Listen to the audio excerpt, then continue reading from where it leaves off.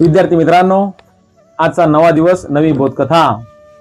आज मी तुम्हाला एक सुंदर अशी बोधकथा सांगणार आहे, ज्या कथेचं नाव आहे नफा तोटा, ज्याला आपण इंग्रजीमध्ये प्रॉफिट अँड लॉस म्हणतो। एक लेखक असतात, त्या लेखकाच्या घरामध्ये एक जुनं स्कूटी असते, जिचा आता वापर होत नसल्यामुळे लेखकांना वाटतं की आपण तिला आता विकून टाकावं। म्हणून ते काय करतात, आपलं जे वाहन विक्रीचं ॲप आहे ना, OLX, त्याच्यावरती त्याची ती ॲड देऊन टाकतात। आणि ॲड दिल्यानंतर त्यामध्ये टाकतात की अशी अशी ही स्कूटी आम्हाला 30,000 रुपयाला विकायची आहे। मग एकदा ॲड दिल्यानंतर त्याच्यावरती कॉन्टॅक्ट नंबर असतो, त्याच्यावरती लेखकांना बऱ्याच काही ऑफर आल्या। 25,000 पासून 29,000 पर्यंत लोकांनी लेखकांची ती स्कूटी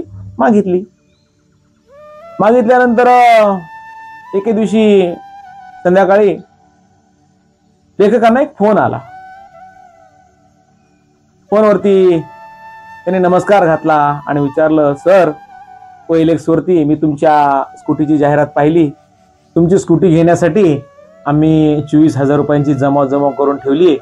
माझा मुलगा इंजिनिअरिंगच्या शेवटच्या वर्षामध्ये शिकतोय आणि बरेच दिवस झाले आमच्या सगळ्यांची इच्छा आहे की त्याला शेवटच्या वर्षामध्ये तो गाडीवरून जावा।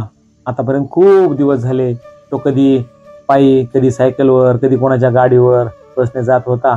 आमचं स्वप्न आहे हो त्याला गाडी घेऊन द्यायची म्हणून। आणि सर, दुसरं म्हणजे आम्ही नवी गाडी खरेदी करू शकू एवढे आमच्याकडे पैसे नाहीत हो। प्लीज सर, तुम्ही तुमची गाडी आम्हाला दिली तर खूप बरं होईल आणि तुमच्या 30,000ची जमा करण्याचा माझा पूर्ण प्रयत्न सुरू आहे। उद्या माझा मोबाईल पण मी विकणार आहे, या मोबाईल विक्रीतून सुद्धा काही मला रक्कम मिळणार आहे। पण कृपा करून सर, तुम्ही तुमची गाडी कोणालाही विकू नका। लेखक आपलं औपचारिकता म्हणून ठीक आहे म्हणतात आणि फोन ठेवून देतात। फोन ठेवल्यानंतर लेखकाच्या मनामध्ये विचार येतो आणि लेखक त्याला फोन करतात आणि फोन करून त्या ग्रस्ताला सांगतात की उद्या तुम्हाला मोबाईल वगैरे काही विकायची गरज नाही, तुम्ही उद्या माझ्याकडे या आणि तुम्हाला तुमची स्कूटी 24,000 रुपयामध्येच तुम्ही घेऊन जाऊ शकता। असं म्हणल्यानंतर लेखक फोन ठेवतात। त्यानंतर लेखक विचार करतात, 29,000 रुपये वाल्या ग्राहकाला मी ताटकळत ठेवलं, परंतु असा काय माझ्या डोक्यामध्ये विचार आला की मला या ग्रहस्थाला ही स्कूटी 24,000 मध्ये देण्यामध्ये आनंद वाटतोय आणि त्यांच्या घरामध्ये ही गाडी येणार आहे, 24,000 रुपयामध्ये स्कूटी येणार आहे, त्या घरामध्ये खरं किती आनंद असेल याची कल्पना लेखक करवत होते। आणि दुसरा दिवस उजडला। सकाळी त्याचे 5-7 फोन आले आणि त्याने विचारलं, सर, आपण काही कामात तर नाहीत ना, मी आता येऊ शकतो का? लेखकानं सांगितलं, या, बिलकुल या। आणि थोड्याच वेळामध्ये तो आणि त्याच्यासोबत एक मुलगी त्या ठिकाणी आल्यानंतर त्यांनी ते पैसे लेखकाकडे दिले। त्या पैशामध्ये 500, 200, 100, 50 अशा नोटा होत्या आणि त्या नोटा पाहिलं असं वाटत होतं की हे पैसे त्यांनी बऱ्याच दिवसापासून कदाचित जमा केलेले असावेत। आणि लेखकांना त्याने सांगितलं की सर, मोजून घ्या। तर लेखक म्हणे, अहो तुम्ही मोजलेत ना, मग काही गरज नाही मोजायची। आणि एवढं झाल्यानंतर लेखकांनी त्या मुलीकडे पाहिलं। मुलगी गाडीवरून हळुवारपणे हात फिरवत होती। लेखकांनी त्या गाडीच्या चाव्या आणि त्या गाडीची कागदपत्र त्यांना सुपूर्द केली आणि सुपूर्द केल्यानंतर लेखकांनी त्यांनी दिलेल्या पैशामधली 500 रुपयाची नोट काढली आणि त्यांच्या हातावरती टेकली आणि म्हणाले, घरी जाताना त्याची मिठाई घेऊन जा।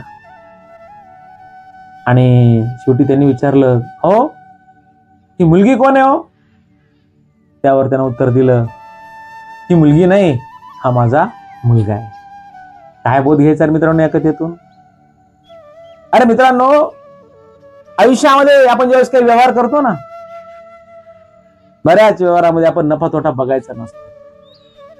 खरंच आपल्याद्वारा कोणाला काही सुख मिळत असेल ना, हे पण आपण पाहिलं पाहिजे। व्यवहारामध्ये आपल्याला छोटासा तोटा झाला तरी चालेल,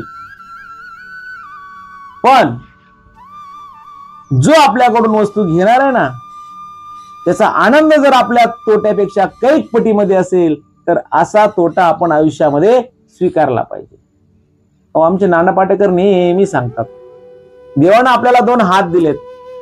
या 2 हाताच्या ओंजळीमध्ये जेवढं मावेल ना तेवढं आपल्याला पुरेसं आहे. आणि तेवढं भरल्यानंतर ते मातीत पडण्या अगोदर गरजूंना आपण देऊन टाकलं पाहिजे, कारण नाहीतरी ते जाणारच आहे की नाही. खूप खूप धन्यवाद.